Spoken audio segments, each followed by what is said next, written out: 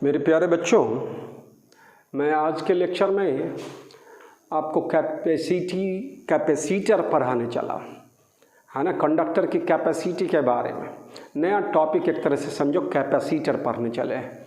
उसी का दूसरा नाम कंडेंसर। लेकिन उससे पहले पिछले लेक्चर में मैं वोल्टमीटर ये सब पढ़ा रहा था, तो उससे रिलेटेड 2-4 सवाल मैं बोर्ड पर लिख रखा हूँ, उसको पहले मैं सॉल्व कर लेता हूँ, तब आपको हम कैपेसिटी ऑफ कंडक्टर ये सब पर ले चलते हैं। मूलतः चैप्टर का नाम जो होगा वह कैपेसिटर हम लोग पढ़ेंगे, उसी का दूसरा नाम कंडेंसर बोलेंगे बच्चों। लेकिन पहले पिछले लेक्चर से रिलेटेड 2-4 सवाल को मैं लिख रखा हूँ बोर्ड पर, 4 सवाल को, उसको डिस्कस कर लेता हूँ, तब आगे हम बढ़ेंगे कैपेसिटर पर। तो देखो बच्चों, तो पहले सवाल में बच्चों क्या है, 50 ओम रेजिस्टेंस गैल्वेनोमीटर। गैल्वेनोमीटर का रेजिस्टेंस कितना है, तो 50 ओम, हैज़ 25 डिविजन्स। उसमें कितना डिवीज़न है बच्चों, गैल्वेनोमीटर में 25 डिविजन्स। पिछले लेक्चर में फिगर ही सब बताए थे बढ़िया से। ऑन इट्स स्केल, उस स्केल पर 25 डिवीज़न है। On sending current of 4 × 10⁻⁻⁴ ampere in it, galvanometer से इतना करंट पास कराते हैं, तब क्या होता है, the pointer gives A deflection of 1 division. एक डिवीज़न के लिए इतना करंट, तो 25 डिवीज़न के लिए कितना करंट होगा गैल्वेनोमीटर के थ्रू, सो निकाला जाएगा इसी पर। Find the resistance required to be connected with it so that this galvanometer becomes a voltmeter of 2.5 volt range। तो हमने बोला गैल्वेनोमीटर को वोल्टमीटर में बदलने के लिए सीरीज में रेजिस्टेंस, लार्ज रेजिस्टेंस, तो भैया उस रेजिस्टेंस का वैल्यू कितना वोल्ट मापना है उस पर निर्भर करेगा। तो यहाँ वोल्ट को मापना है कितना, 2.5 वोल्ट का वोल्टमीटर बनाना है गैल्वेनोमीटर से। तो हम लोग को उस मतलब रेजिस्टेंस को फाइंड आउट करना है जो सीरीज में जोड़ेंगे हम लोग गैल्वेनोमीटर के। तो एक छोटा सा फिगर में पिछले लेक्चर में बताया था बच्चों, यह गैल्वेनोमीटर था, है ना, और इसमें क्या है, रेजिस्टेंस जोड़ना है सीरीज में, ठीक, और इसके अक्रॉस जो वोल्ट मापना है उस वोल्ट का वैल्यू दिया हुआ है कितना, 2.5 वोल्ट। सारा बच्चा, अब इससे करंट जो जाएगा वो IC, हेयर IC बराबर व्हाट, 4 × 10⁻⁻⁴ एम्पियर एक डिवीज़न के लिए, और 25 डिवीज़न है, तो क्या करोगे बच्चों, 4 × 10⁻⁻⁴ × 25 एम्पियर हो जाएगा, कितना, 10⁻⁻² एम्पियर। और गैल्वेनोमीटर का रेजिस्टेंस को G से रिप्रेजेंट करें, और G का वैल्यू दिया हुआ है मेरा बच्चा 50 ओम। पहले फर्स्ट सवाल के बारे में, तब आगे एक एक करके। 50 ओम बच्चों, तो पहले फॉर हेयर V बराबर IG × G+R, हम लोग को R फाइंड आउट करना है। V दिया हुआ है, V का वैल्यू 2.5 वोल्ट, तो क्या करोगे मेरा बच्चा, R बराबर फॉर्मूला क्या होगा, V/IG - G, और V/IG का वैल्यू मेरा बच्चा, V के जगह 2.5 और IG के जगह 10⁻⁻² एम्पियर निकाले, और G के जगह मेरा दिया हुआ डाटा में G का वैल्यू 50 ओम, कितना हो जाएगा मेरा बच्चा, 2.5 ऊपर ले जाए 10⁻², तो 250 अब -50, क्लियर। तो कितना हो गया, 200 ओम कनेक्ट करेंगे सीरीज में, तो वह दिया हुआ गैल्वेनोमीटर किस में कन्वर्ट हो जाएगा, ऐसा वोल्टमीटर में जो 0 से कितना वोल्ट तक, 2.5 वोल्ट तक क्या कर सकता है, मेज़र कर सकता है। V का वैल्यू 2.5 वोल्ट का मतलब है 0 से 2.5 वोल्ट इसका रेंज होगा। तो इस तरह की बात है। पहला सवाल मैं बताया आपको अभी जस्ट, है ना, इसको कर ले थोड़ा सा टाइम।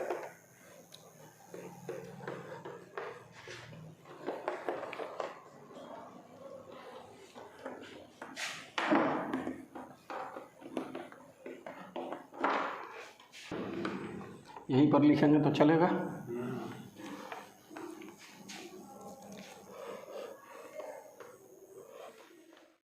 बच्चों दूसरे प्रॉब्लम में the EMF E and internal resistance r of the cell shown in figure, या फिगर दिया हुआ है बच्चों, है ना, आर 4.3 वोल्ट, ईएमएफ है 4.3 वोल्ट और internal resistance of cell 1 ohm respectively. The resistance of ammeter A and volt meter भी, है ना, अमीटर का रेजिस्टेंस कितना है तो 2 ओम, इसका रेजिस्टेंस 2 ओम और वोल्ट मीटर का रेजिस्टेंस 200 ओम। यहाँ वोल्ट मीटर इस लोड इस रेजिस्टेंस के पैरेलल में लगा हुआ है 50 ओम के पैरेलल और इसका रेजिस्टेंस दिया हुआ है 200 ओम। तो कहता है then find the reading in the ammeter and volt meter. तो ammeter current, total current in the circuit, ये 50 ओम और 200 ओम वोल्ट मीटर का जो रेजिस्टेंस है वो दोनों पैरेलल में है मेरा बच्चा। तो पहले इफेक्टिव रेजिस्टेंस इसके क्रॉस क्या होगा तो 50 और 200 पैरेलल में हो जाएगा तो निकल जाएगा 50 into 200 by 250, product by some वाला बात समझा है। तो उससे निकल गया इसका रेजिस्टेंस और इसका रेजिस्टेंस कितना है मेरा बच्चा 2 ओम और इसका रेजिस्टेंस 1 ओम, आर बराबर 1 ओम। इसके रेजिस्टेंस का वैल्यू दिया हुआ है मेरा बच्चा 2 ओम और इसका 200 ओम। तो क्या होगा आई बराबर करंट, सॉल्यूशन दूसरे का सॉल्यूशन दे रहे हैं मेरा बच्चा, आई बराबर current through the galvanometer, current through ammeter बोले, थ्रू आमीटर, आई बराबर EMF E by total resistance. तो यह 50 और 200 का 50 इंटू 200 बाई 250 अपोलस क्या चीज़, इसका रेजिस्टेंस 2 ओम और इंटरनल रेजिस्टेंस 1 ओम और ई का वैल्यू ही रख दिया जाए। कितना होगा मेरा बच्चा ई बराबर कितना होगा, नहीं दिया हुआ है 4.3 वोल्ट, यह एम्पियर में आएगा। दिस मच 5 और कितना 5 और 43 4.3 बाई 43 एम्पियर, 0.1 एम्पियर हो गया करंट का वैल्यू मेरा बच्चा। तो अमीटर का रीडिंग क्या हो गया, करंट थ्रू अमीटर, तो reading of ammeter, reading in ammeter क्या बच्चों 0.1 एम्पियर। अब इसके क्रॉस वोल्ट कितना होगा, पोटेंशियल है ना, वोल्ट मीटर कितना वोल्ट मापेगा सो इस लोड रेजिस्टेंस। तो करंट जो होगा ब्रांचिंग होगा, चला इस पार्ट्स में मेन करंट कितना हो गया आई बराबर 0.1 एम्पियर और यह 2 टुकड़ा में टूटेगा। इसके cross current through 50 ohm resistor बोलो भाई, मेन करंट हो गया 0.1 और रेजिस्टेंस इसके क्रॉस करंट निकालना है तो इसका रेजिस्टेंस लेना है। तो वोल्ट मीटर का रेजिस्टेंस कितना है 200, अब बाई टोटल रेजिस्टेंस 200 प्लस 50, 250 लिखेंगे है ना, 20 बाई 250 कैंसिल आउट हो गया। तो 2 बाई क्या चीज़ 25 एम्पियर, यह 2 बाई 2 एम्पियर हो गया। तो पोटेंशियल जो मेजर करेगा reading of volt meter, reading in volt meter, इसके क्रॉस आई आर, तो आई कितना आई निकाले हैं अभी जस्ट है ना 2 by 25 ampere, I into resistance मेरा बच्चा 50 ओम, तो 50 से गुना कर दिए 2, तो क्या हो जाएगा reading in volt meter 4 volt. तो यह सवाल का डिमांड था कि रीडिंग निकालना था वोल्टमीटर का, रीडिंग निकालना था किस में, तो आमीटर में। तो कैसे निकाले समझ गई, सब सिंपल सर्किट का सवाल सब है, आप इस तरह से देख लिए। अब ले चलते हैं हम आपको तीसरे सवाल पर, अपना रोक कर आप खुद बनाओगे। ये तो मैं एक बार बता दिया, लेकिन आप कलम कागज लेकर इसको बिना देखे आप इतने ही पर रोक कर आप इसको बनाने का कोशिश करोगे। चलिए थर्ड सवाल पर मैं ले चलता हूँ, है ना। सिंपल प्रॉब्लम दिया है, केवल फार्मूला को याद रखना है, समझना है थोड़ी सी बात। ए गैल्वेनोमीटर है, coil of resistance 100 ohm. Galvanometer के रेजिस्टेंस को कैपिटल जी से, जी का value 100 ohm, and shows a full scale deflection when 100 micro ampere current is passed through it, है ना। फाइंड, जब इतना करंट पास कराते हैं तो फुल स्केल डिफ्लेक्शन होगा किसमें, गैल्वेनोमीटर में।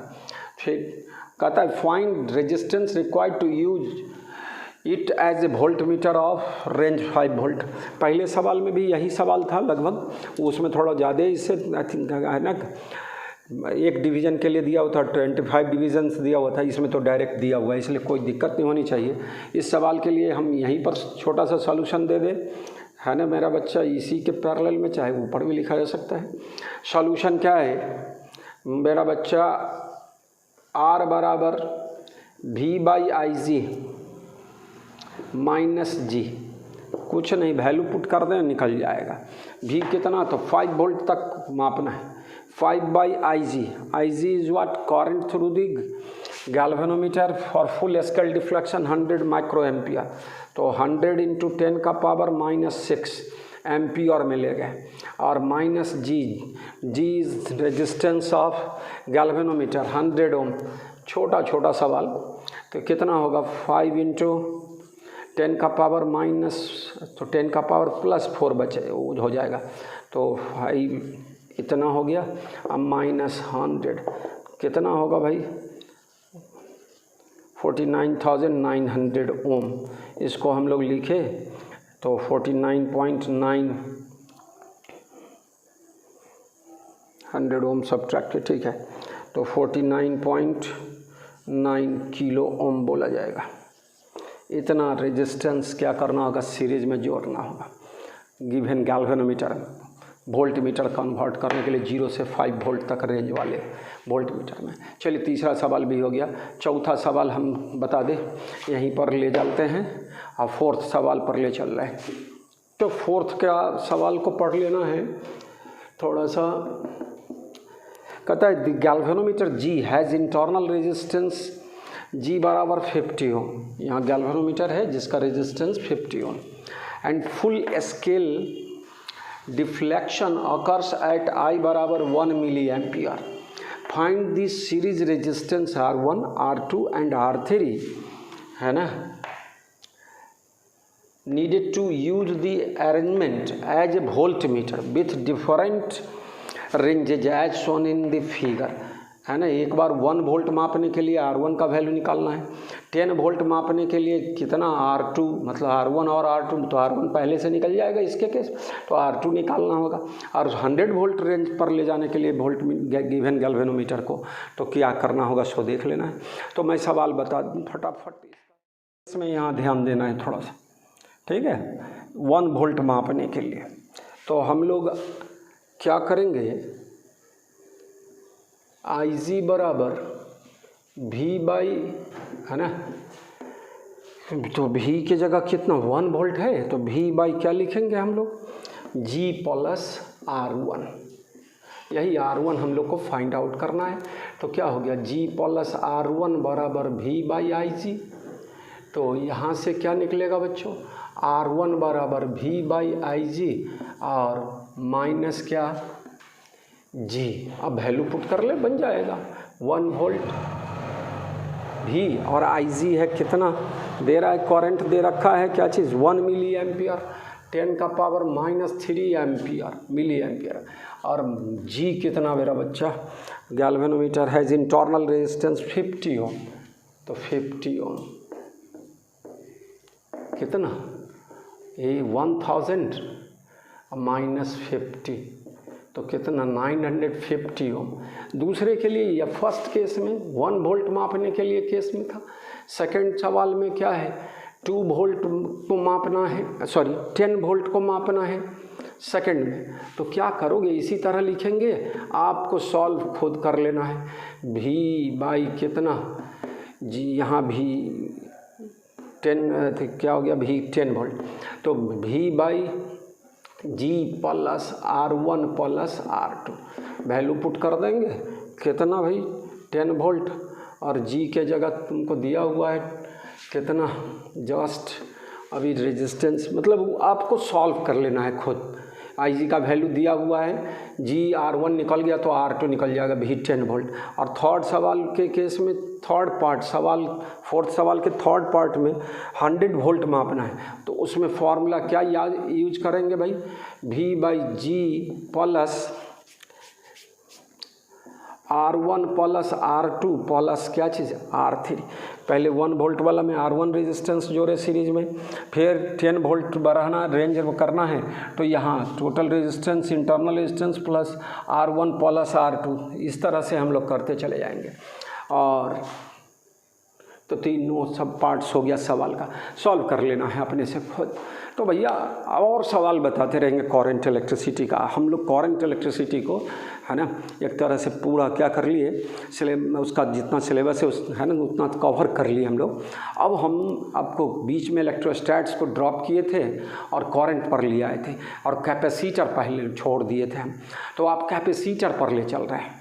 ठीक है, तो पहला टॉपिक हम पढ़ाने जा रहे हैं कैपेसिटी ऑफ कंडक्टर, है ना। तो टॉपिक तो दे देंगे कैपेसिटर, लेकिन हम लोग टॉपिक अभी स्टार्ट कर जो पढ़ने चले हैं वो कैपेसिटी ऑफ कंडक्टर पर। तो पहले थोड़ा इस सबको देख लेना है, कर रोक के अपना फिर बना लेना है पूरे लेक्चर को, करंट को फिर से रिवाइज करना है। तो करंट पूरा कंप्लीट होने का मतलब है कि अब आप सवाल सब उठाएंगे, एस सी वर्मा का जितना एग्जाम्पल बना हुआ है वर्कआउट उसको कंप्लीट कर लेंगे, फिर एक्सरसाइज बनाएंगे, है ना।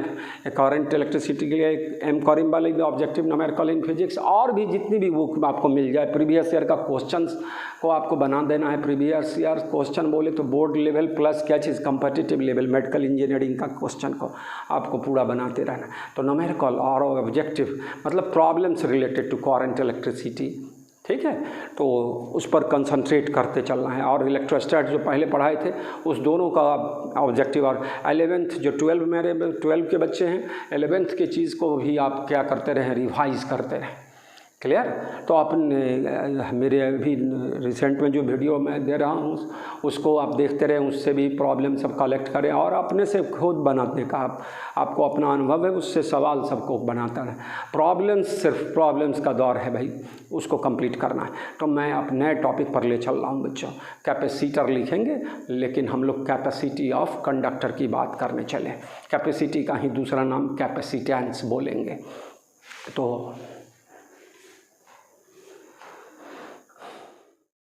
नए टॉपिक पर ले चल रहा हूँ बच्चों, कैपेसिटर।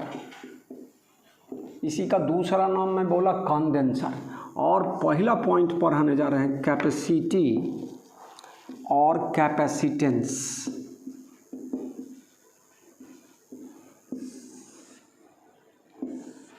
टॉपिक चैप्टर एक तरह से कैपेसिटर बोले, इलेक्ट्रोस्टैट्स का सेकंड पार्ट।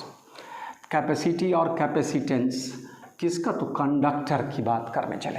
तो कैपेसिटी और कैपेसिटेंस ऑफ कंडक्टर,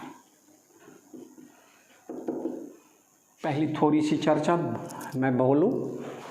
अब कोई कंडक्टर है, उस पर हम लोग चार्ज क्या कर रहे हैं, देना चाह रहे हैं।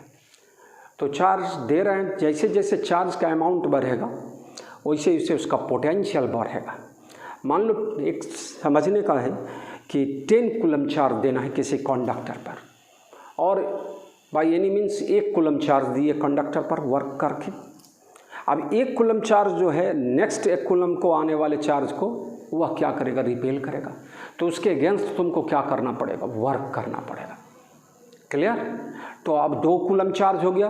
अब 2 कूलम चार्ज जब हो गया कंडक्टर पर, तो फिर 1 कूलम देने के लिए 1 कूलम चार्ज और देना है उस कंडक्टर पर। तो अब अपोज करने वाला charge, amount of charge 2 coulomb हो गया।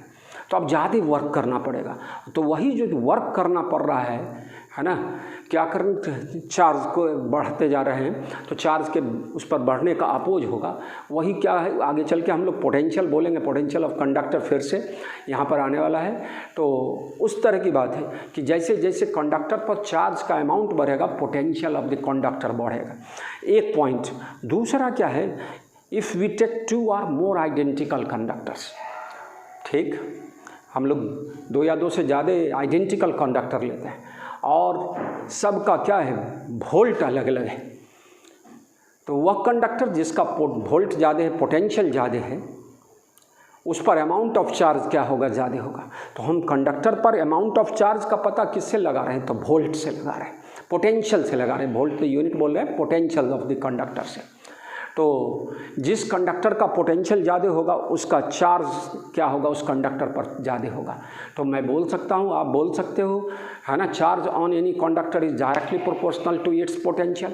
पहले मैं बताया कि चार्ज बढ़ेगा तो पोटेंशियल बढ़ेगा, लेकिन अब जो बोलने जा रहे हैं क्या, क्यू वैरीज भी से पोटेंशियल से चार्ज की बात करने चले, तो क्यू वैरीज भी और क्यू बराबर समथिंग कांस्टेंट इनटू भी, that constant something constant is called capacity और कैपेसिटेंस। तो उसकी बात को हम अब दिखाते हैं, थोड़ा सा लिखा देते हैं तब आगे बात करते हैं। If we take 2 or more identical conductors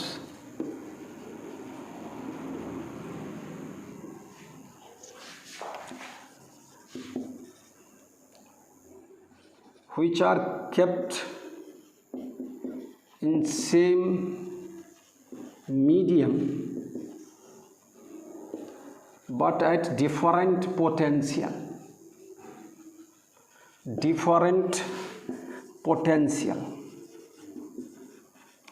then a conductor which is at larger potential,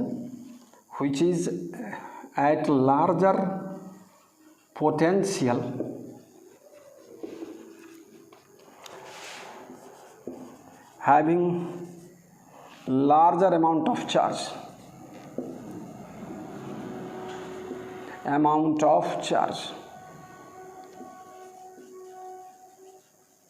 that is charge को Q से लिखें, charge on any conductor is directly proportional to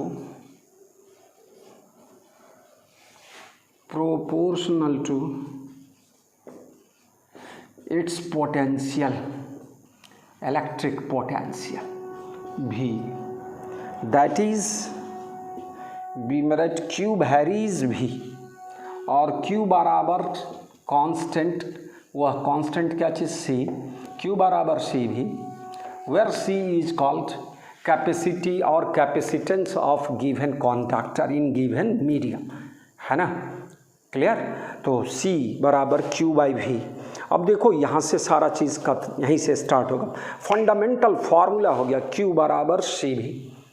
अभी जो टॉपिक पढ़ने जाए उसमें चार्ज इज कंजर्व की बात एकदम, और इसी तरह हम लोग मोमेंटम जब मैकेनिक्स पढ़ रहे थे, कोलिजन पढ़ा रहे थे, सब फार्मूला को जोड़ कंपेयर करेंगे, दोनों में बहुत सारा फार्मूला सिमिलर रूप में आएगा तो देखेंगे।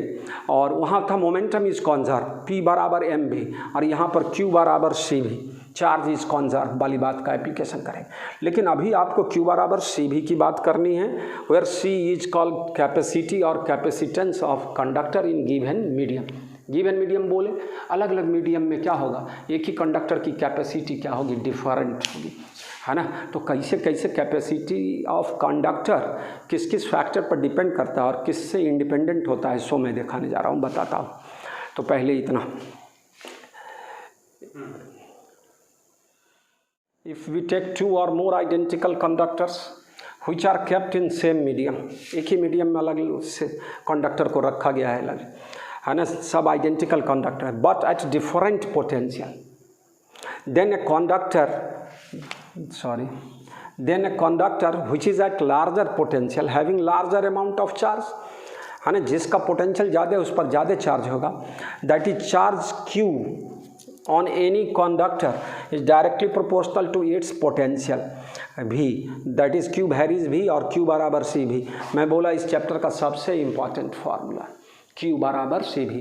जिस तरह हम लोग मैकेनिक्स में कोलिजन ये सब पढ़ते हैं, कोलिजन में मोमेंटम सबसे इम्पॉर्टेंट फार्मूला था P बराबर mv, उसी तरह Q बराबर CV। तो यहाँ अभी क्या बात करते हैं आगे, यहाँ C क्या है उसी को बताएं। C मैं बोला कैपेसिटी और कैपेसिटेंस ऑफ कंडक्टर को बोलेंगे। थोड़ा सा यहीं पर मैं ले चल रहा हूँ। Here C is constant for given conductor in given medium,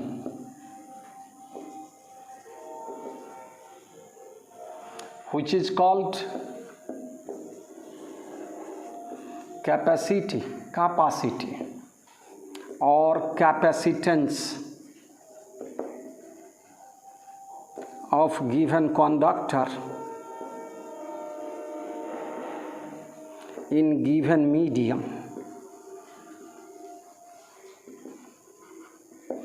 if V बराबर 1 then C बराबर Q, that is charge required to increase the potential of conductor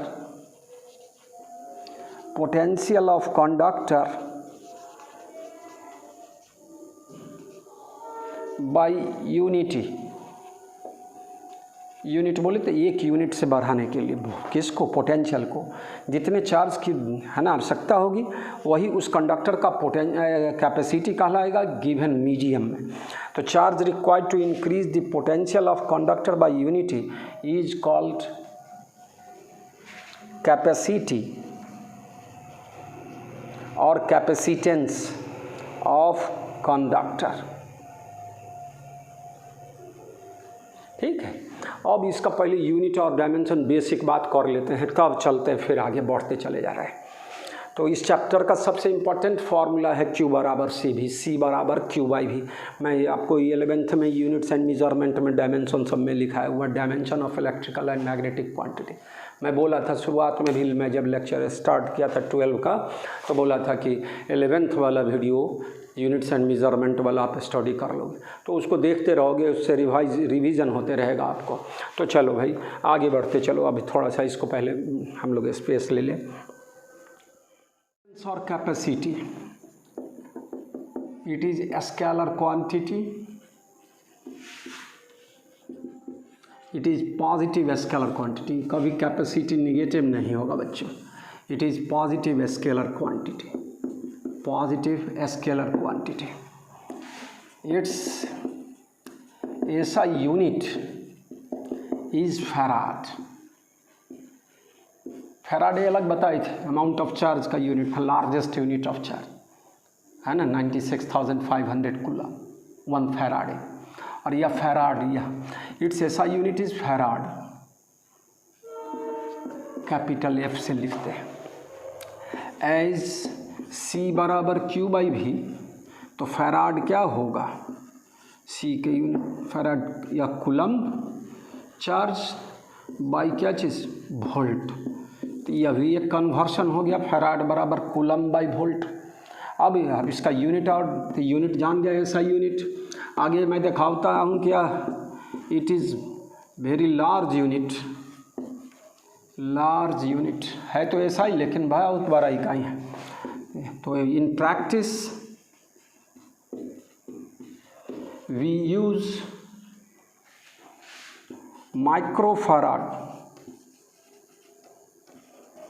है ना, माइक्रोफैराड, पिकोफैराड।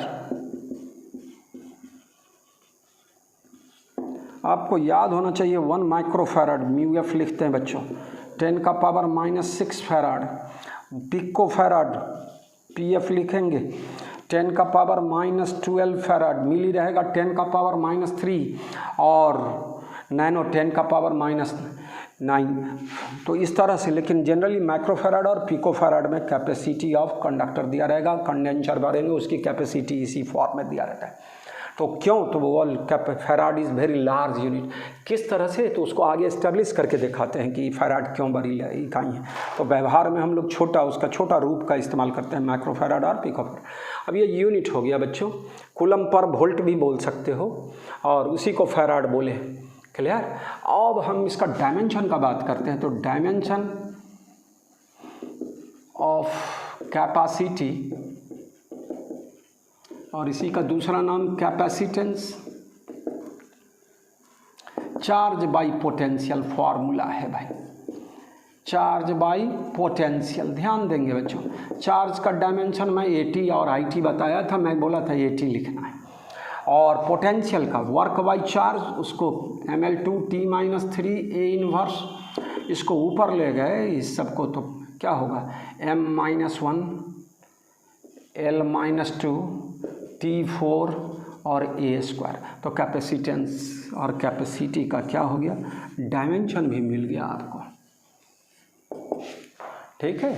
तो अभी इससे आगे अब थोड़ा सा हम लोग क्या है, किस फैक्टर से इंडिपेंडेंट होता है कैपेसिटी ऑफ कंडक्टर और किस फैक्टर पर डिपेंड करता है। मैं 4 पॉइंट लिखा देता हूँ अभी जस्ट थोड़ा। मेरा बच्चा C बराबर Q/V लिखा है, लेकिन कैपेसिटी ऑफ कंडक्टर या capacitance of conductor is independent of charge, is independent of its potential. Charge बढ़ेगा पोटेंशियल बढ़ेगा, रेशियो वही रह जाएगा। तो न चार्ज पर निर्भर किया, चार्ज बढ़ा पोटेंशियल बढ़ जाएगा, चार्ज डबल करे पोटेंशियल डबल हो जाएगा। तो Q/V इज रिमेंस का, तो चार्ज पर निर्भर नहीं करेगा, पोटेंशियल पर निर्भर नहीं करेगा। और अभी अगला टॉपिक है एनर्जी ऑफ कंडक्टर, है ना, फॉर्मूला है। जैसे हम काइनेटिक एनर्जी हाफ एम, यहाँ पर हाफ CV², इस तरह का डिफरेंट फॉर्मूला आएंगे। 3 फॉर्मूला एनर्जी ऑफ कंडक्टर का मैं बताता हूँ जस्ट। तो 3 चीज़ पर यह निर्भर नहीं करेगा बच्चों। तो factors on which capacity does not depend,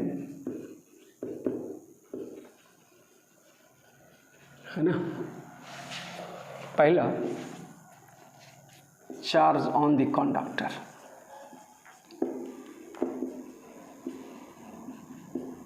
दूसरा, पोटेंशियल ऑफ द कंडक्टर।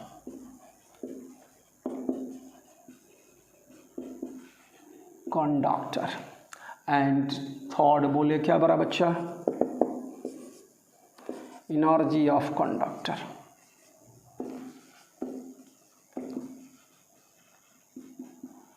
और फैक्टर्स ऑन विच कैपेसिटी और capacity of conductor depends.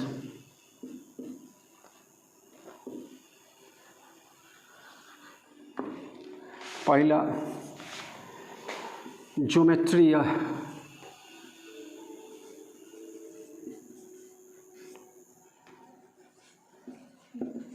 Size of the conductor, size and shape of the conductor बोला जाए। Size and shape of conductor. कोई large conductor होगा तो इसकी capacity क्या होगी, चार्ज स्टोरिंग कैपेसिटी बोलेंगे आगे कंडेंसर को। तो वो size and shape of the conductor पर। दूसरा, medium in which conductor is placed. Conductor is placed, अभी तो पॉइंट लिखा रहे हैं, आगे एस्टेब्लिश करके बताएंगे कि कैसे का है ना, हाउ एंड व्हाई वाली बात करने चलेंगे। एंड थर्ड क्या है मेरा बच्चा, है ना, capacity of conductor. Other conductor placed near to given conductor. Condenser और कैपेसिटर इसी प्रिंसिपल पर होगा कि एक कंडक्टर के नज़दीक, है ना, दूसरा कंडक्टर लाएंगे तो दिया हुआ कंडक्टर का कैपेसिटी क्या होगा, बढ़ जाएगा। एक गिवन कंडक्टर के नज़दीक अनचार्ज कंडक्टर लाएंगे, हम लोग कैपेसिटी बढ़ा लेंगे, तो कंडेंसर उसी अरेंजमेंट को बोलेंगे। तो आगे आ रहे हैं, लेकिन अभी हम लोग को इम्पॉर्टेंट पॉइंट मिला। देखने से लगता है कि चार्ज बढ़ने से कैपेसिटी बढ़ जाएगा, पोटेंशियल बढ़ने से कैपेसिटी घट जाएगा, C बराबर Q/V। नो, जैसे जैसे चार्ज बढ़ेगा वैसे वैसे पोटेंशियल बढ़ेगा, जैसे जैसे चार्ज घटेगा पोटेंशियल, मतलब Q/V रिमेंस कांस्टेंट। तो वह चार्ज पर निर्भर नहीं करेगा, पोटेंशियल ऑफ द कंडक्टर पर निर्भर नहीं करेगा, कौन, तो कैपेसिटी और एनर्जी ऑफ द कंडक्टर पर निर्भर नहीं करेगा। तो इतनी बात आपको समझा रहे हैं और ये सब पॉइंट आपको याद रहना चाहिए, और आगे इस्टेब्लिश करेंगे तो अपने आप पता चलता चला जाएगा। तो अब पहला काम करने जा रहे हैं मेरा बच्चा, कैपेसिटी ऑफ स्फेरिकल कंडक्टर निकालें। हम लोग पोटेंशियल का फॉर्मूला पहले से सब जान रहे हैं, है ना। स्फेरिकल कंडक्टर का पोटेंशियल सरफेस पर और अंदर क्या होगा, सब जगह समान होगा, और उसका फॉर्मूला पढ़े हुए हैं, है ना। Q/4πε0r, कैपिटल R लिख देते हो, radius of the conductor spherical conductor के केस में। तो जब वह किस में है, एयर और वैक्यूम में प्लेस्ड है, तो ठीक है, और उसी को KQ/R बोलते हैं। K बराबर 1/4πε0।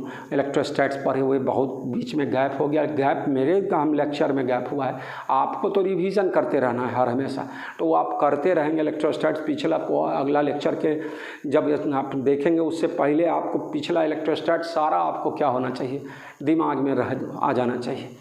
तो चलिए अब आगे मैं बढ़ता हूँ थोड़ा सा। तो आपका टॉपिक है capacity of spherical conductor.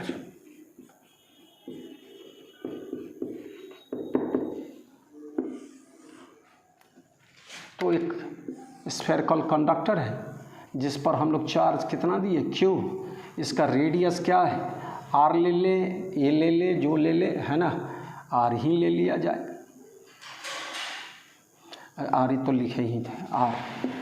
Spherical conductor है जिस पर चार्ज क्या दिए, प्लस Q देंगे, प्लस पोटेंशियल माइनस देंगे, तो यहाँ तो क्या होगा, अब कुछ नहीं, स्फेरिकल कंडक्टर है जिसका रेडियस R है, उस पर Q चार्ज दिए, potential of given spherical conductor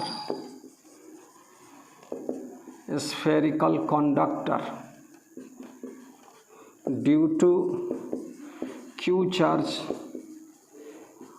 on itself. Charge डाले और चार्ज या uniform spherical conductor charge uniformly distribute होगा पूरे सरफेस पर। Inside the conductor there is no charge वाला बात कहते हैं, चार्ज का डिस्ट्रीब्यूशन कंडक्टर के surface. Due to Q charge on it is given as V बराबर Q/4πε0r। आगे चल के जब रेजिस्टेंस के लिए R लिखेंगे तो रेडियस को स्मॉल a से लिख देंगे, वो तो रिप्रेजेंटेशन है, आप करते रहो। V बराबर Q/4πε0r, जिसको KQ/R भी लिखते हो। और as capacity of conductor is given as what, C बराबर Q/V, है ना। तो क्या होगा बच्चों, हेयर C बराबर capacity of spherical conductor, capacity of given spherical conductor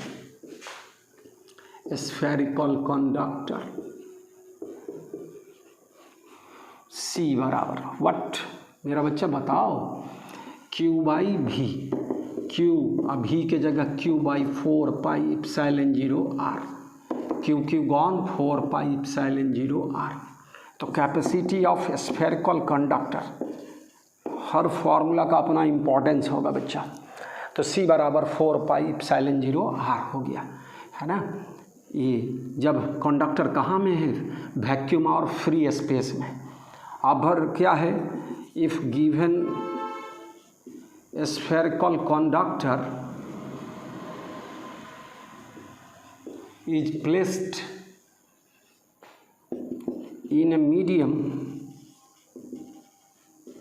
of dielectric constant, मैं 3 नाम से बताया था रिलेटिव, मतलब एप्सिलॉन r, है ना, डाइलेक्ट्रिक कांस्टेंट बोले थे, SIC specific inductive capacitance and relative permittivity.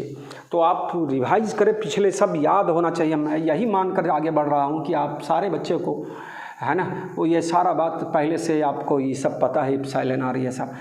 In a medium of dielectric constant epsilon r, then V बराबर क्या होगा, Q/4 epsilon 0 epsilon r into r. Therefore capacity बराबर इसी में लिखेंगे 4 epsilon 0 epsilon r into capital r. C dash कर दें medium के लिए, इसको C0 इसको CM लिखा जा सकता है, और यह C और C डैश बोले हैं मेरा बच्चा। क्या होगा मेरा बच्चा, बताओ तुम लोग, इसको डिवाइडिंग यह 1 और यह 2 डिवाइडिंग 2/1 है ना, तो यह C डैश क्या हो गया, समझ गए, वही स्फेरिकल कंडक्टर का कैपेसिटी किस में, जब इसको किसी दूसरे मीडियम में डाले हो जिसका डाइलेक्ट्रिक कांस्टेंट क्या है, इप्सिलॉन आर है, डाइलेक्ट्रिक मीडियम में डाल दिया। अभी आ रहे हैं सवाल पर, जस्ट हम आपको बताने जा रहे हैं जबकि सराउंडिंग में हम लोग क्या करते हैं, डाइलेक्ट्रिक डालते हैं, कैसे क्या रिजल्ट बदलता है। तो यहाँ तक देख लिए मेरा बच्चा, अभी इस रिजल्ट पर ही कंसंट्रेट करेंगे हम लोग ज़्यादा अभी। चलिए आगे, डिवाइडिंग इक्वेशन 2/1 जगह बना ले थोड़ा सा, है ना।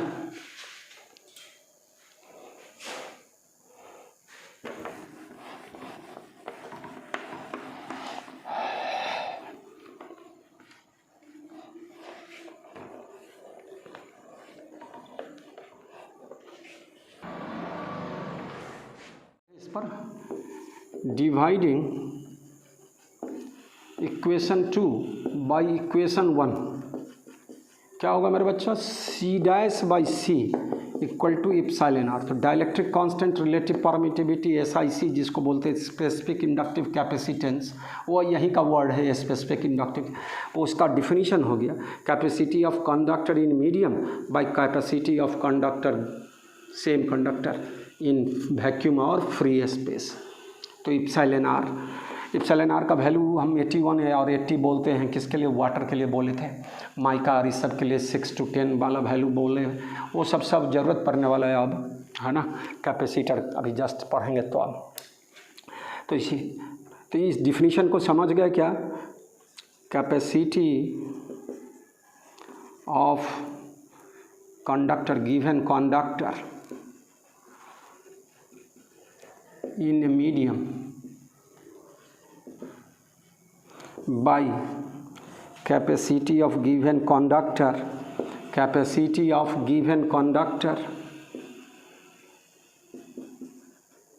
in free space और वैक्यूम बोला जाएगा।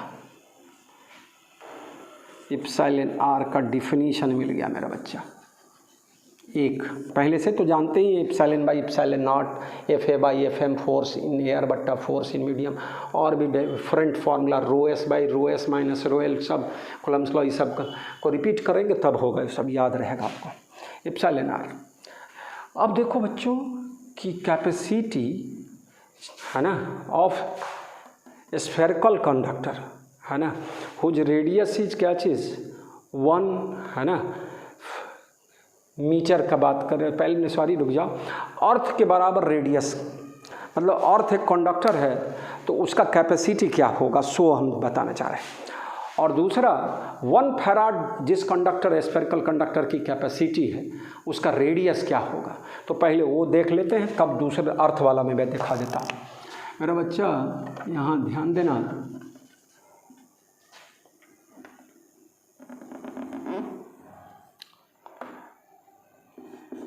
और C बराबर 1 फैराड, R बराबर व्हाट, तो फॉर C बराबर 1 फैराड, R बराबर क्या होगा मेरा बच्चा 1/4 इप्सिलॉन नॉट, यहाँ से C के जगह 1 तो R बराबर 1/4 इप्सिलॉन नॉट।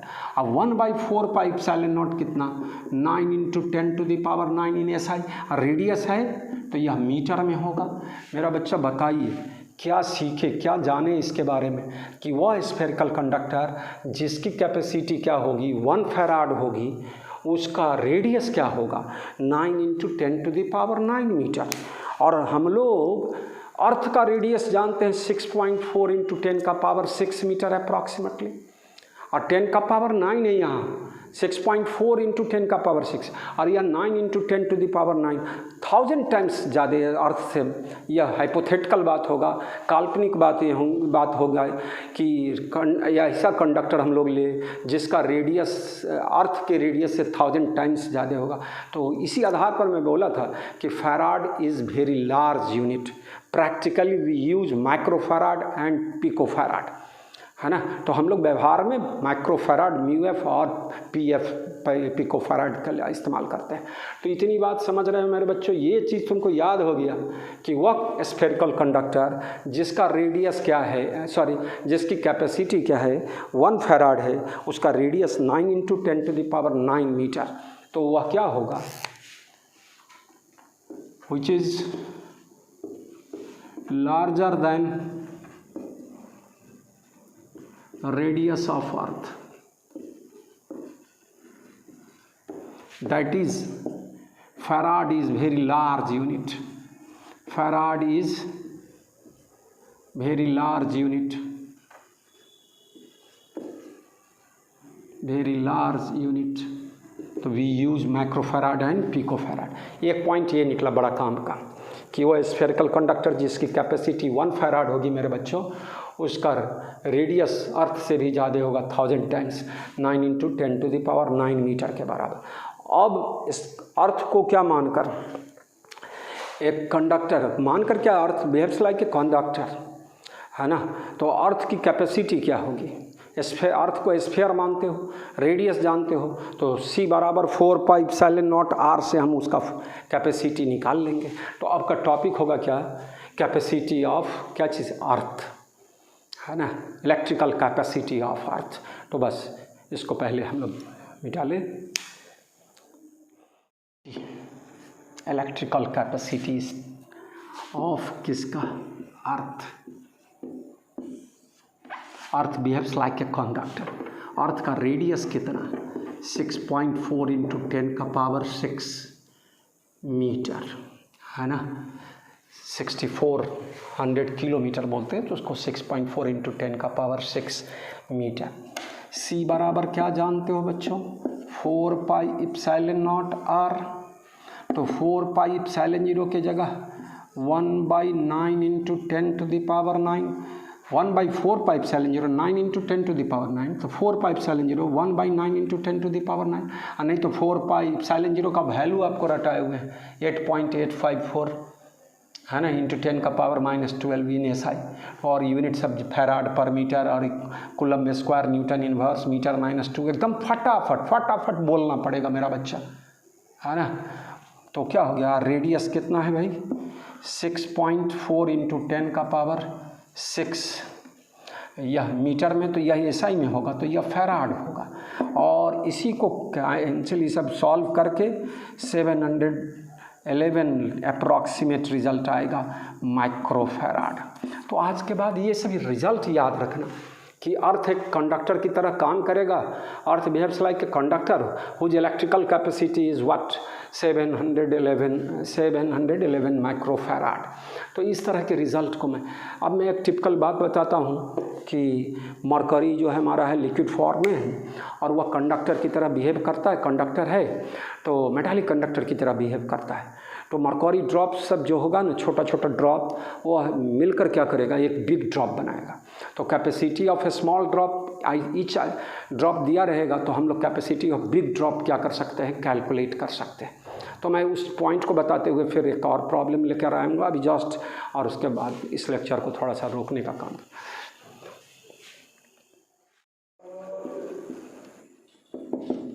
प्रॉब्लम की बात कर रहे हैं छोटा सा पहले, है ना।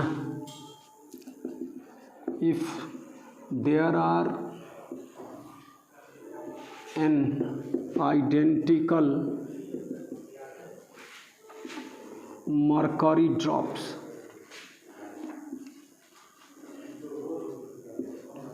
each of capacity and identical small mercury drops each of capacity CS combine to form a big drop, then show that capacity of big drop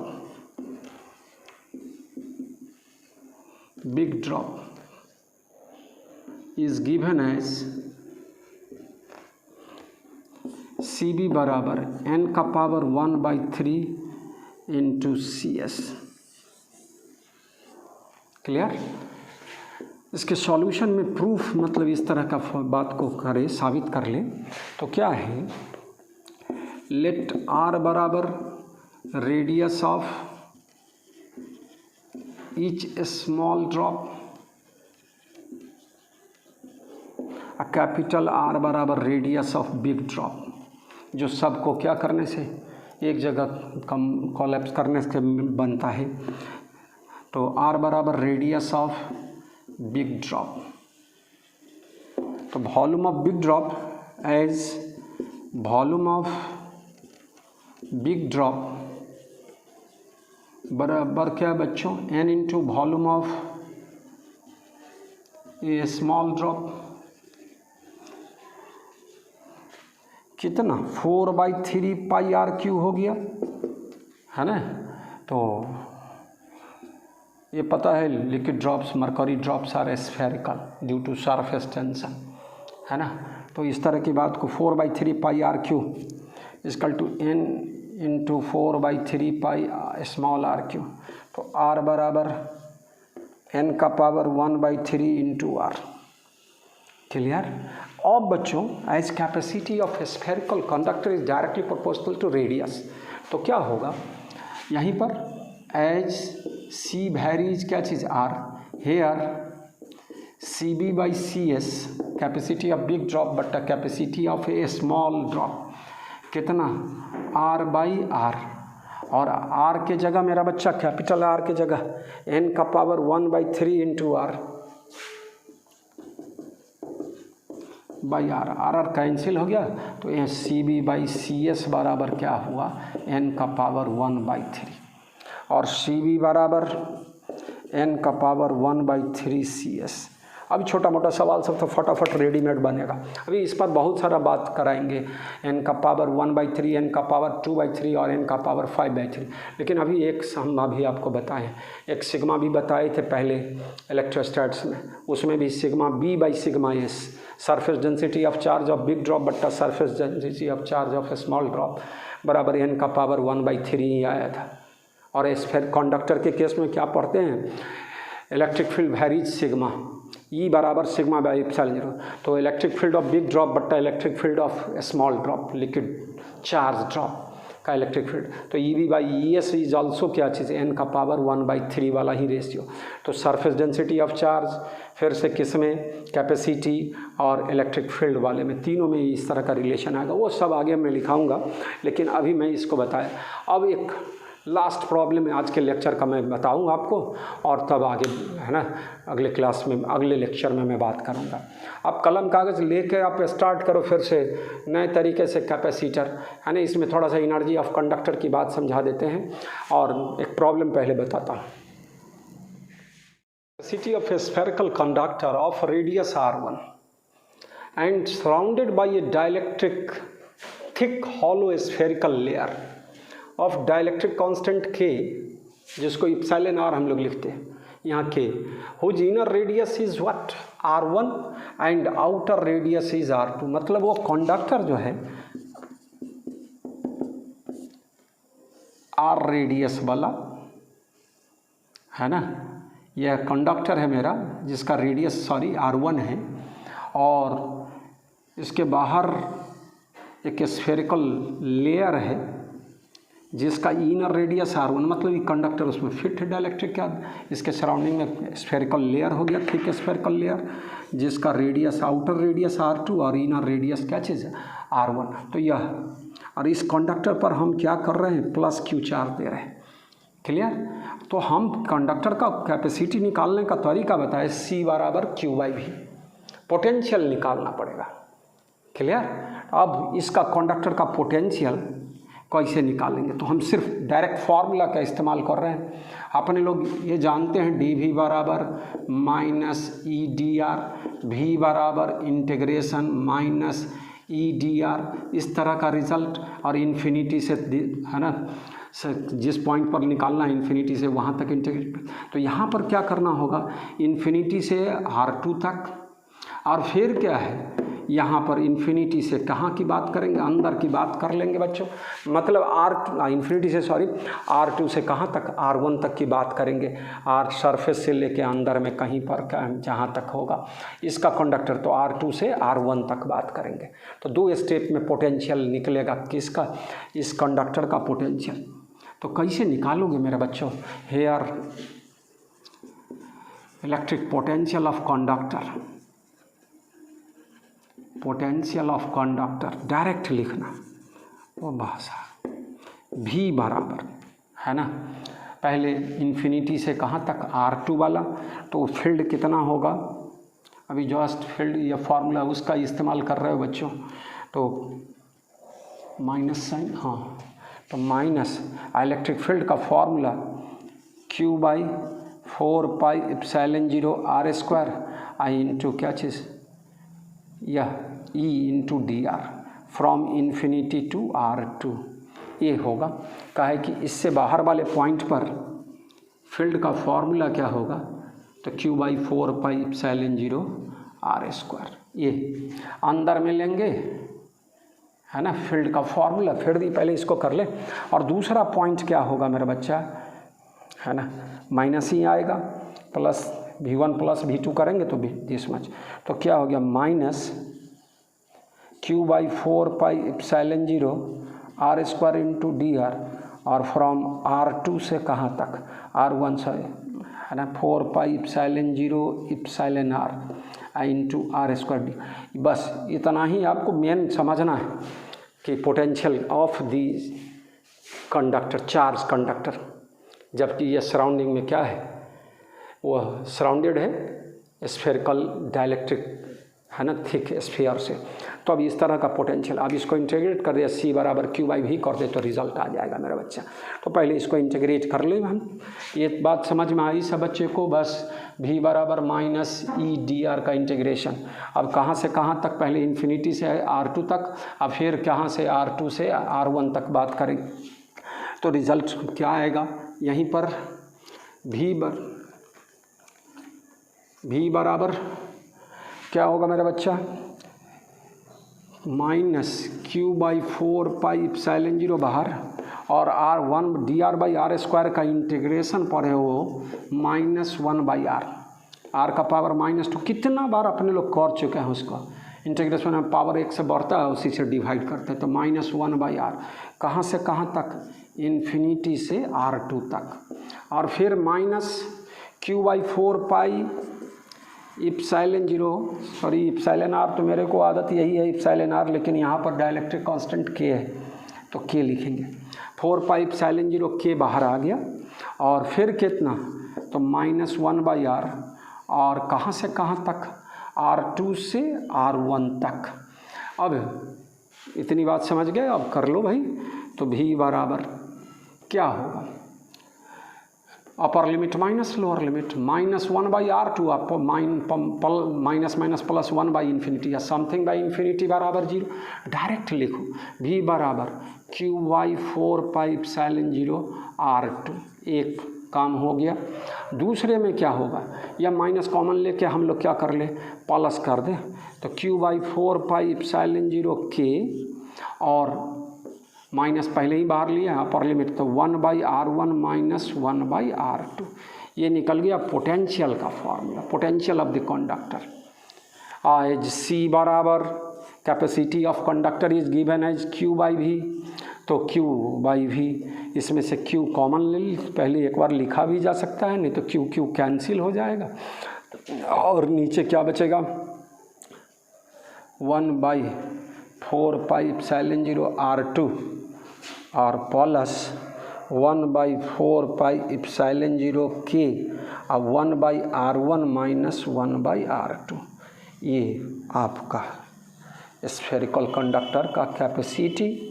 कब, जब वह सराउंडेड है डाइलेक्ट्रिक से, कैसा है, तो स्फेरिकल है, थिक स्फेरिकल है ना, हॉलो थिक स्फेरिकल डाइलेक्ट्रिक से वो क्या है, कवर्ड है। तो अब इस तरह का कैपेसिटी का फॉर्मूला मिलेगा। तो इतनी बात समझ गया मेरा बच्चा। थोड़ा सा ये थोड़ा सी बराबर क्यू बाई भी, है ना, क्यू कैंसिल होगा, यह थोड़ा गलत हो गया यार, यहाँ 1 बाई दिस मच पूरे में क्या है, इस तरह से थोड़ा करना पड़ेगा आपको, ये तो होगा ही। और इसमें क्या हो गया 1 बाई दिस मच क्यू, है ना, इस भी में से क्या है क्यू कॉमन होकर कैंसिल होगा और 1 बाई इतना रिज़ल्ट क्या होगा, बचे के मिलेगा मेरा बच्चा। थोड़ा सा जगह का अब तो आप कर लोगे अपने से, फाइनल रिज़ल्ट मैं फिर से लिख देता हूँ एक बार, लेकिन इतना बात समझ के 1 बाई क्या चीज़, सी बराबर यहाँ, तो सी बराबर मेरा बच्चा यहाँ ध्यान देना 1 बाई 4 पाई एप्सिलॉन 0 R2 और plus 1 by 4 pi epsilon 0 K और 1 by R1 minus 1 by R2। अब सॉल्व करते रहे इसको, अपना क्या हो गया, यह रिज़ल्ट फाइनल रिज़ल्ट हो गया। तो ये इस तरह का छोटा सा पॉइंट हो गया। मैं 2 लाइन एनर्जी ऑफ कंडक्टर की बात कर लूँ और लेक्चर को रोकने का काम करेंगे आप। तो पहले इतनी बात समझ गए बच्चा, आप बढ़िया से समझ लिए। एनर्जी ऑफ कंडक्टर मैं बताने जा रहा हूँ। एक चीज़ यहाँ से 1 बाई 4 पाई एप्सिलॉन 0 कॉमन लेके क्या करेंगे, ऊपर चला जाएगा, तो 4 पाई एप्सिलॉन 0 और 1 बाई R2 और plus 1 by K into 1 by R1 minus 1 by R2। ये भी लिखा, इस फॉर्म में भी लिखा जा सकता है। चलिए एनर्जी ऑफ कंडक्टर, पहले इसको हम लोग क्या कर लें, थोड़ा साफ कर दें। ए चार्ज कंडक्टर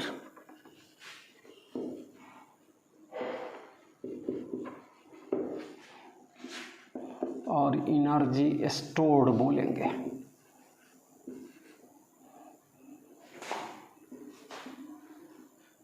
इन्हें charged conductor due to charge on itself वाला बात।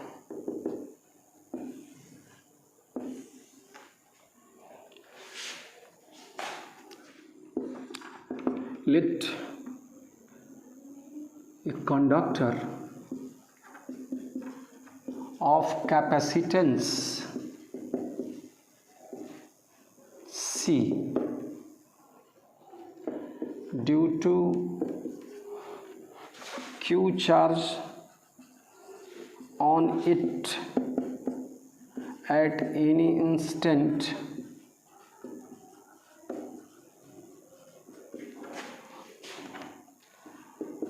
its potential, electric potential is given as V बराबर Q बाई C। किसी इंस्टेंट पर कितना चार्ज है, Q चार्ज कंडक्टर पर दी हो, उसकी कैपेसिटी C है, तो उस इंस्टेंट पर उसका पोटेंशियल क्या होगा, V बराबर Q बाई C। मैं सिखा रहा था कि चार्ज बढ़ाओगे तो उसका जो पहले से जो चार्ज दिए हैं वो आने वाले चार्ज को आप क्या करेगा, रिपेल करना चाहेगा, और आप एक्सटर्नल वर्क करोगे, है ना, तब चार्ज आप उस पर दे पाओगे। तो वही चीज़ है यहाँ पर। एट दिस इंस्टेंट, जब कितना है पोटेंशियल V, चार्ज कितना है कंडक्टर पर Q, at this instant amount of work done to give dq charge on the conductor। q charge था, अब कितना और चार्ज देना चाह रहे हो, dq, तो गिवन है dw बराबर v इंटू dq, है ना, v पोटेंशियल है और dq चार्ज दे रहे हो तो उतना वर्क करना पड़ेगा q इंटू v के आधार पर। मैं बताया था वर्क डन बराबर, तो यहाँ पर चार्ज देने पर कंडक्टर को चार्ज दिए हैं तो उसके कारण वर्क, उस पर वर्क करेंगे तब charging on the conductor takes place. तो dw बराबर v dq, तो क्या हो जाएगा, v किसका फंक्शन है, q का फंक्शन है, तो क्या होगा dw बराबर मेरा बच्चा, है ना, dw बराबर v dq, तो v के जगह q by c into dq। Now the total amount of work done, work done to give Q charge, पहले कोई चार्ज नहीं था और क्यू चार्ज देना पड़ा। अब कभी होगा कि 10 कूलम चार्ज है और 20 कूलम करना है, तो 10 से 20 की बात करोगे इंटीग्रेशन में। तो यहाँ पर क्या है, now the total amount of work done to give Q charge on the given conductor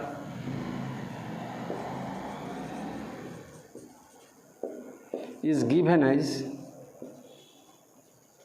W बराबर टोटल वर्क डन, W बराबर कितना बच्चों, तो Q dQ बाई C, 0 से कहाँ तक, Q तक।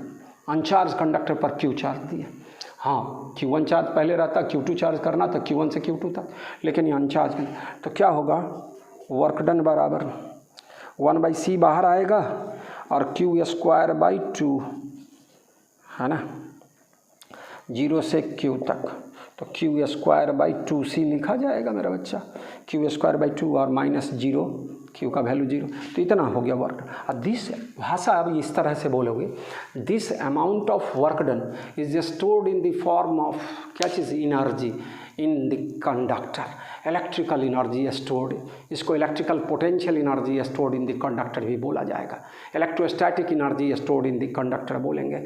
तो देखो भाई, तो थोड़ा सा यहाँ पर पहले इसको हम थोड़ा जगह यहाँ तक समझ गए, एक फार्मूला मिल गया, W बराबर Q²/2C total amount of work done. थोड़ा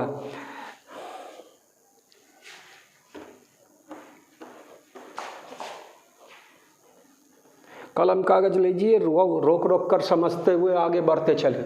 नया टॉपिक है बच्चों, नए तरीके से फिर से पढ़ाई सब को अब करते रहे, एकदम क्लासरूम की तरह आप लेंगे इसको। जैसे मैं लिखा रहा हूँ उसी तरह आप कलम कागज़ लेके क्लास में जैसे लिखते हो बोर्ड पर से वैसी तरह, केवल यही है अंतर कि आप प्रश्न नहीं कर पाओगे। आप मेरे कभी प्लस माइनस कुछ वैल्यू लिखा जाता है उलट पलट, तो क्लासरूम में तुरंत लड़का बोलता है सर यहाँ कुछ हुआ, गलत हो गया, लेकिन यहाँ पर सब चीज़ मेरे को आप अकेले करना पड़ेगा। तो यह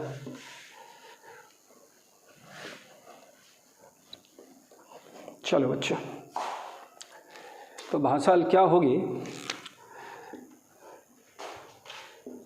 this amount of work done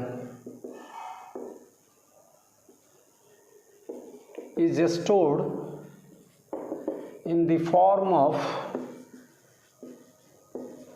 electrical potential energy, which is called electrostatic energy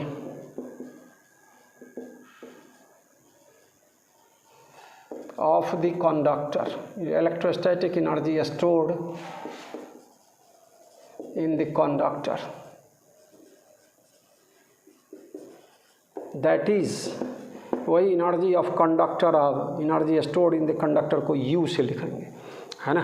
तो U बराबर Q²/2C, इसी को अब दूसरे फॉर्म में ले जाए, Q बराबर C भी, है ना। तो क्या होगा, हाफ CV² और हाफ Q इंटू भी, दिस मच, ये काम का फॉर्मूला है। अब इसको अगले क्लास में फिर मैं थोड़ा सा आगे और बात करूँगा, और sharing of charges between two conductors ये सब सिखाएंगे, ठीक है। Energy loss during sharing of charges अगले लेक्चर का टॉपिक सब है, इम्पॉर्टेंट टॉपिक है। तो अब कैपेसिटर पर आया जाएगा कि what do mean by capacitor, किस अरेंजमेंट को कैपेसिटर और कंडेंसर बोलेंगे, सो समझाएंगे मेरे बच्चों।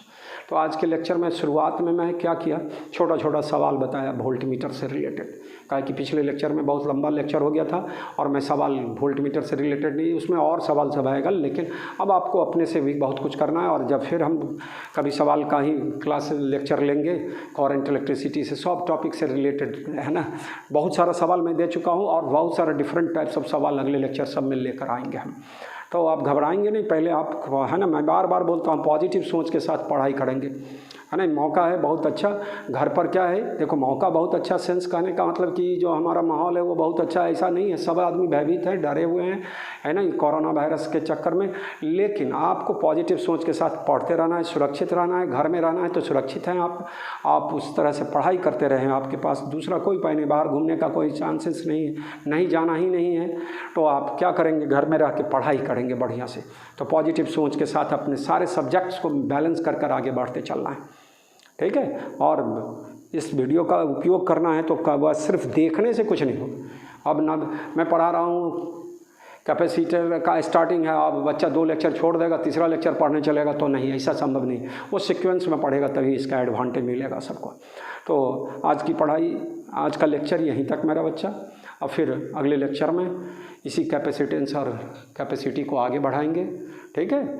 तो अगला topic mainly sharing of charges between 2 conductors, loss of energy during, है ना, sharing of charges between 2 conductors, इस तरह के टॉपिक को मैं लेके चले आऊँगा। और आप थोड़ा 11th के मैकेनिक्स में कोलिजन इस सबको रिवाइज करो, खुद केवल फार्मूला सबको रिवाइज करना है। अब डेरिवेशन इस सब का कोई उसमें उतना नहीं, लेकिन सवालों में भी तो आपको स्टैंडर्ड सवाल सब बनाएंगे तो डेरिवेशन टाइप सवाल सब भी मिलेगा, तो उसको थोड़ा रिवाइज करोगे तो हम इसको जोड़ेंगे उस चैप्टर को, फार्मूलाओं को। तो बच्चों चले, आप लोग घर पर रह के बढ़िया से पढ़ाई करें। तो आज का लेक्चर यहीं तक बच्चों।